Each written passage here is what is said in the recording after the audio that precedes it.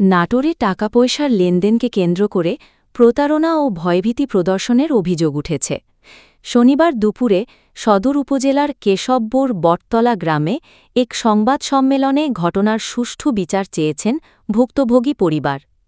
ভুক্তভোগী রবিন বলেন, প্রায় ৫ মাস আগে বিবাদী মির্জাপুর দিয়ার গ্রামের বাসিন্দা সেন্টু ট্র্যাক্টরের একটি বডি রেখে তার কাছ থেকে ১,৭০,০০০ টাকা নেন। পরে আরও ৫০,০০০ টাকা নেওয়ার সময় প্রতিশ্রুতি দেন যে দেনা শোধ করতে না পারলে ট্র্যাক্টরটি রবিনের হয়ে যাবে। তবে এরপর দীর্ঘ সময় যোগাযোগ না থাকলেও গত ২৪ সেপ্টেম্বর দুপুরে সেন্টু সহ অজ্ঞাত ৫-৬ জন রবিনের বাড়িতে গিয়ে জোরপূর্বক সেই ট্র্যাক্টরটি নিয়ে যায়।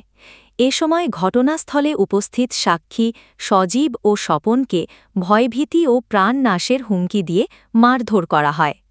এ ঘটনায় তিনি থানায় লিখিত অভিযোগ দায়ের করার পর আসামিরা প্রতিনিয়ত তাকে হুমকি-ধামকি দিচ্ছে। দ্রুত সময়ের ভেতর তার ট্র্যাক্টর কিংবা টাকা ফেরত দেওয়ার ব্যবস্থা করে দেওয়ার জন্য প্রশাসনের কাছে অনুরোধ করেন তিনি। সংবাদ সম্মেলনে ভুক্তভোগী রবিনের পরিবারসহ এলাকাবাসী উপস্থিত ছিলেন।